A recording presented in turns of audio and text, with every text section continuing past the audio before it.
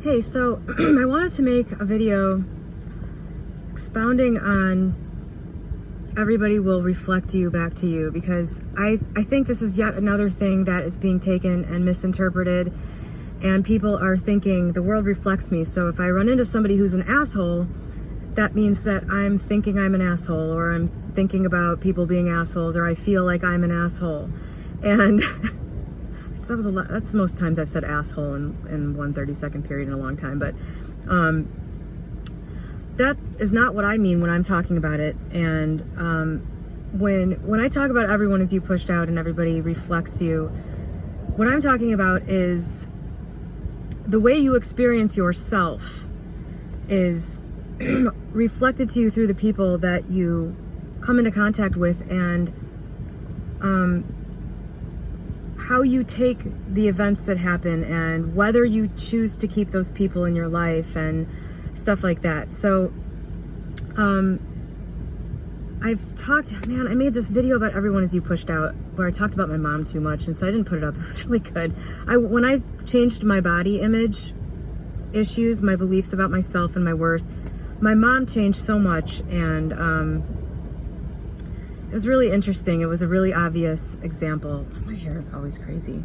It was a really obvious example to me of this, but I want to I'll talk about this other thing. So like, for example, if you know something about yourself is true, if you're just rock solid in it, and let's say it's a subjective thing, like it's not a fact. It's not like my eyes are green. Obviously, I know my eyes are green. If somebody walks up to me and they say, your eyes are blue, over and over again, I'm not gonna entertain the possibility that they're right. I'm gonna think they're insane or something and get away, right? That would be my personal reaction.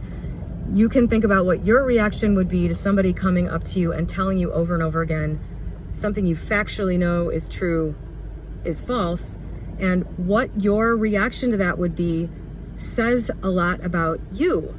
That's the everybody as you pushed out. That's everybody reflects you to you, because how you react to that is going to be based on your own feelings about yourself or your self-concept.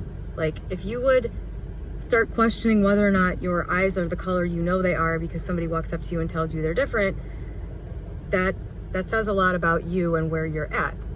That's a simplified example, and it gets a lot more complex when it comes to, things that you don't know are factually true. But my best example of something that that is like a rock solid thing in my mind, as much as it can be for something that is a matter of opinion, is my intelligence. From the time I was a little kid, all I heard about was how smart I am from my parents. They were always saying it. Teachers were always telling me that. From the people that help you form your beliefs when you're young, I had next to no reinforcement of anything other than that. So it's like it's a part of my identity that I don't think I'm the smartest person in the room almost ever. I don't have like an ego about it. It's just this thing where I've always felt like I am sufficient in this area. I'm good enough. I don't question it. It's very, very difficult for somebody to make me feel like a dipshit.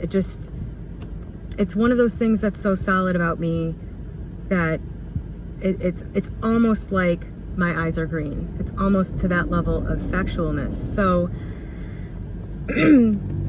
I have this one example of when okay, pause.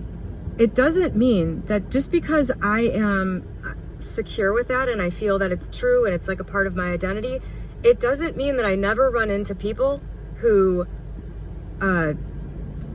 reflect something different. Not reflect. I don't run into people that don't. It's not like I never run into someone who tries to make me feel stupid, or somebody who says things that could be construed that way by me. But the thing is, I don't construe it that way. That's the everybody as you pushed out thing. Because of what I think about myself, my experience of people, no matter what they're doing or saying, reflects to me my opinion about that. So like, okay, example light. Steve really liked to joke with me. He would like to say stuff like, yeah, that's because you're stupid about stuff. Like, he found that funny. I think it's kind of offensive, honestly, but like, he would say stuff like that, and I was just like, that's an obnoxious personality trait, you know? That was my reaction, was just kind of like, huh. Sometimes he found it so funny that, like, to say something like that he would laugh so hard it would make me laugh. But like, I never ever was like, he really thinks I'm stupid, or am I really stupid? Is that why he's saying? I never had that reaction, because this isn't something about me that's in question for me. And another example I have of, you know, how this doesn't mean you won't run into people who, you know, it doesn't mean that if somebody is telling you you're stupid, that's because you think that's why that person is in your reality. When I was like 24, I went on a couple of dates with this guy who was a PhD student in like philosophy or something at the University of Chicago, which is pretty prestigious. The program he was in was pretty prestigious. I have always felt like I am smart in the dating world. I've always felt like there's no man who's too smart for me. Like, there are men that are way smarter than me. There are jobs that I am not smart enough to do. There are I suck at chemistry. Like, there are concepts that I just can't wrap my brain around, but it's never made me feel like I am stupid. And so, you know, going out with somebody who is super, super brilliant has never intimidated me at all. And I was out with this guy, and I still, when I think about this, it still makes me laugh to this day. This was like almost 20 years ago. He said to me, you know, it was always kind of like, I always hoped I would end up with a woman who was smarter than me. But I've just realized that's a pipe dream. And I was like, oh, because it's like, that's fucking insulting. And I was just like, wow, this guy has an obnoxious like, this guy's got a complex about himself. And he like could see that I was just like, you know, giving him this kind of look. And he said, oh, what I'm trying to say is that you'll do. I was just like, oh my God. Never went out with that guy again, obviously. That's the reaction you have to somebody implying that they don't think that you're that great when you are secure about something. And the fact, you know, somebody with my exact intelligence level who didn't feel secure about it, didn't feel like that was good enough, might have had a completely different reaction to being told that. You know, they might have taken it and said, okay, I'm really not good enough in this area, but it's really nice that this guy like is willing to accept, you know. The way that you react to people determines who you keep in your life. It determines how you think about things. And all of that is just like, it's like a way of taking inventory about how you feel about you. And there's a reason why that guy didn't exist after that for me, because he's not a match for my view of myself. He's gone. You know, he was gone immediately. Now, on the flip side of that, from the time, you know, I can count on probably, I don't know, I don't want to say on one hand, that's a little much, but I can count on two hands the number of times that I think either of my parents ever told me that I was beautiful, or that, you know, or implied in any way that I was good enough physically. The reinforcement I got, you know, on the other hand, over and over, so much that I could, you know, lost count by the time I was probably 10. You know, I've gotten negative reinforcement about my body and negative reinforcement about my looks being good enough, in some form or another, whether it was based, you know, on example or direct things said to me or things that were implied. It was the opposite experience of the intelligence thing. Like, I was clearly, or I somehow absorbed or misinterpreted, or however, you know, as I was growing up, I really formed this opinion about myself that I'm just not good enough physically. And when you look at, you know, like at the same time, I think within a couple of months of having that date with that PhD guy where I was just like, wow, good luck, you know, within a few months of that, I met somebody who was very negative about me physically on many occasions. And because I just felt like, well, you know, I don't think he's wrong. You know, like, that's the thing where people reflect back to you. Imagine if I can tell you right now, with almost every relationship or short-term dating thing or whatever, with somebody who said something that, you know, I have been with people, I've allowed people through the gate who saw me as lesser than physically, or at least expressed that in some way. And that felt like a match for me, because that's where my head was at with that. I can think with, you know, even the people I've loved the most, the relationships I've had that were the best, there were times where I think about something that was said to me about me physically that I just don't think I would have been interested in being with somebody who said something like that now. You know, they weren't saying those things because I was thinking them. They said them, and then they were allowed to continue to be in my life because I felt that that was a match. I felt like I agree with that.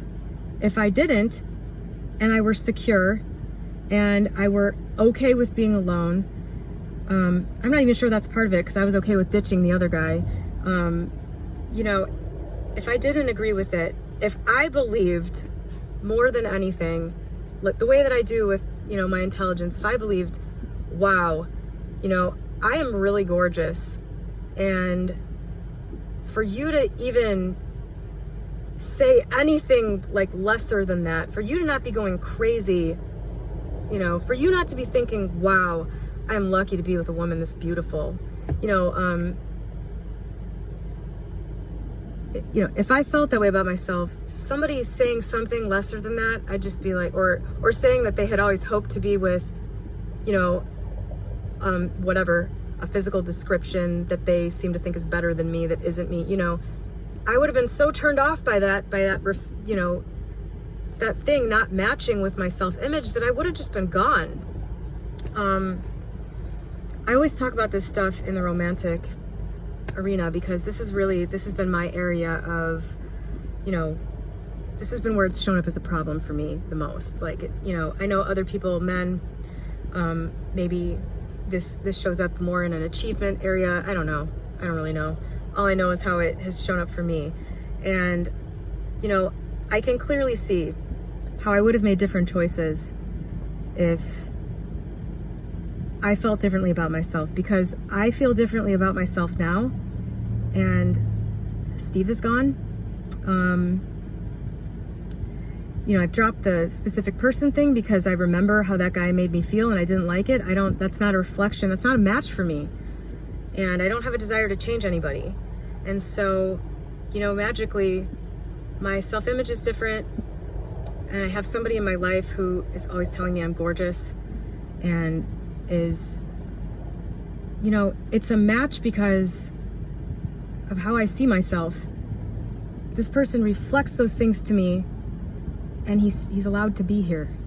You know, that's how that works. You know, it's who you let through the gate. You know, you're gonna run into an asshole, and how you react to that situation, that's what everybody as you pushed out is.